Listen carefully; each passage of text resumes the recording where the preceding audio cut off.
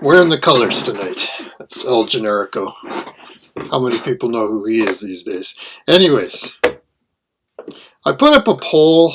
I was having a conversation online, and it's in 10 years' time, what would make the most collectible manga? And honestly, you can say it's the cover price because it's not going to go up. But I have basically 5 options. If you're interested, shoot an answer, leave a comment, whatever, but let's get to the Hot Ton manga for April 26th, April 27th, and April 28th. And it was actually, the singles are pretty darn good. They started at $89 and went all the way to about $319, and that wasn't like a limited edition or anything. It was just plain old manga on the list this time. So let's get into the collections first, and I have 3 honorable mentions. Honorable mention number 1, Shonen Jump magazine, issues 1 through 12.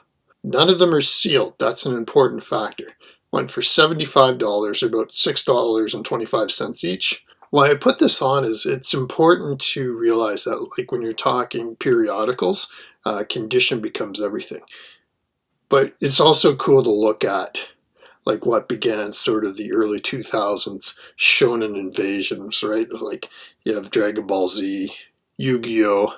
Was really big. Very interesting. Honorable mention number 2, Blood Blockade Battlefront, volumes 1 through 4. The mangaka is Yoshihiro Naitao, who's also the same mangaka as Trigun. So I have the feeling that's why these are really starting to pick up. And it could be, I've never read it, could be a great series. Anyway, those 4 books went for $150, $37.50 each. Dark Horse 2011. Finally, honorable mention number 3. And we've seen volume 6 of this go for huge dollars in the past. It's Jormungand, volumes 1 through 11. $333.75, a little over $30 per book. Viz Media, 2009. Alright, collection number 5, literally beating out Jormungand by a few dollars, is Blood Blockade Battlefront, volume 1 to 4. This time it went for $336. $84 a piece from Dark Horse, 2011. A lot of times, it just depends which country the manga sells in. So sometimes shipping costs can be huge, so perhaps that's why it's so different from the last one, which sold for half, basically, right? Number 4 is a newcomer to the list. It's a lot. It's 3 different series, but they're all the same basic characters, right? It's Peach Girl, volumes 1 through 8, and then Peach Girl Change of Heart, volumes 1 through 10, and then Peach Girl's Size Story, volumes 1 to 3. The whole collection went for $350. That's 21 books, $16.67 per volume. Tokyo Pop, 2004. Number 3 is a perennial favorite. This time it's the whole collection. Kimi no Todoke, volumes 1 through 30.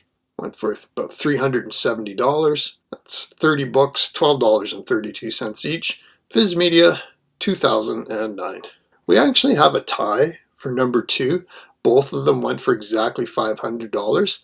And the first one we've actually seen before sell for $500. So I don't know if this one seller had multiple collections of this, but it's Umineko When They Cry, volumes 1 to 21. $500, $23.81 per book.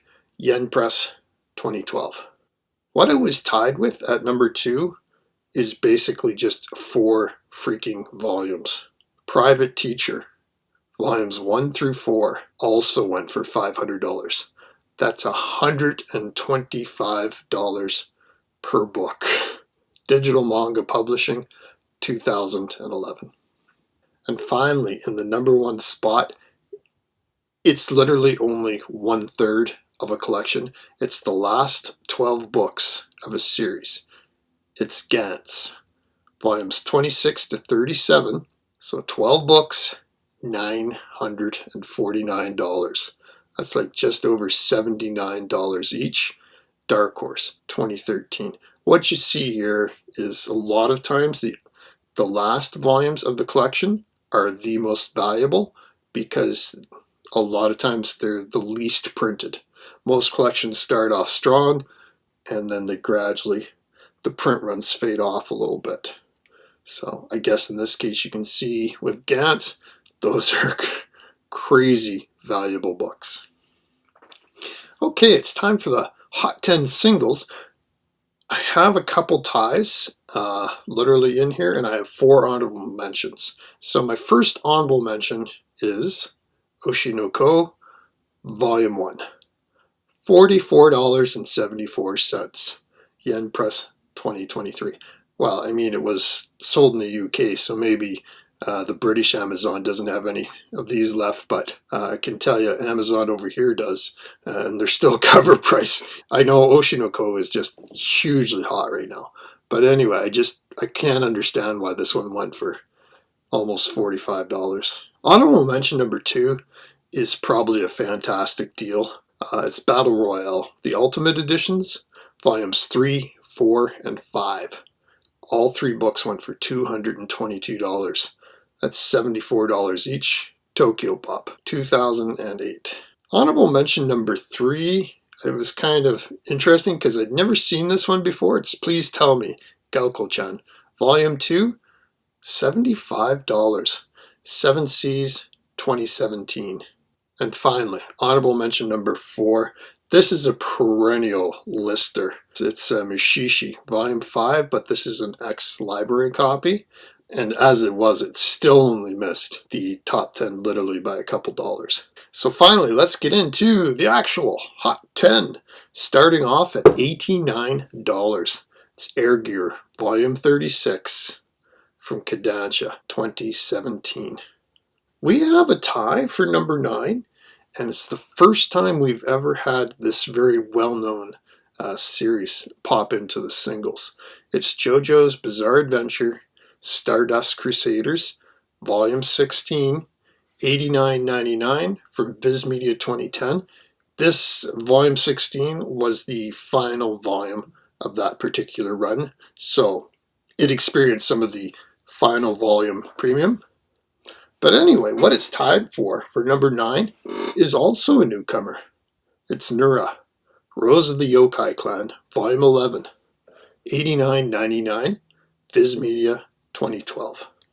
Number 8 is no stranger to the list. It's Freezing, the Omnibus, Volume 17 and 18, $93.75, from 7 Seas 2017. Number 7 is also a new one. It's Moonlit Promises, went for $100. Digital Manga Publishing, 2010. Number 6 we've had before, and usually when it sells it makes the list just because it is so rare. It's Japan, the Manga, went for $110. Dark Horse, 2005. Number 5 we've had probably 4 or 5 times now. It's Mobile Suit Gundam, Thunderbolt, Volume 4, $120. Viz Media, 2017.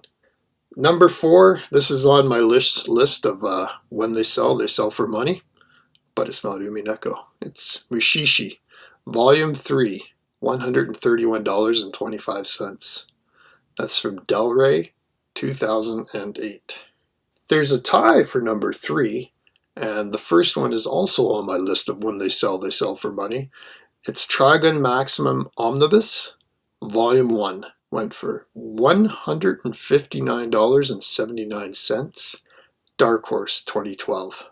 What it was tied with at number 3 was literally just a few pennies more. It's Air Gear, Volume 25, $159.82 from Kodansha, 2012.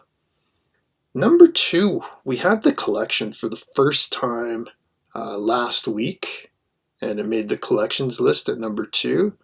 This time, one of its volumes makes number 2 on the Hot 10 Singles. It's Haganai, I Don't Have Many Friends, Volume 10, $219. 7 Seas, 2015. And finally, the number 1 position. We've already had a few of these on the list so far. Mushishi, Volume 6, $318.75 from Del Rey, 2008. I'll post up the spreadsheets here for collections, and I kind of broke my rule with the Gantz in that it was only, a third of the collection, but it almost went for a freaking $1,000, so I had to throw it on. That Private Teacher for only 4 books was astounding. As far as the singles go, like, I can never explain when something you can get fairly easily goes for big dollars. In the case of Oshinoko Volume 1, I mean, yes, it's a very popular anime right now. I understand people want the manga, but it's just, wow.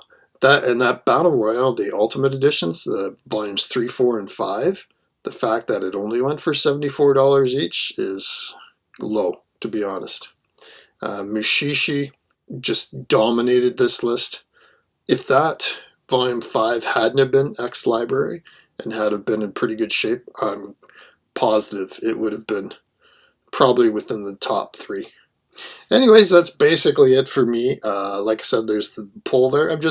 Shoot me a comment, whatever. It's just for fun, because let's face it, in 10 years, maybe it's just nothing but digital publishing, right? So we're all reading it on our phones or computer.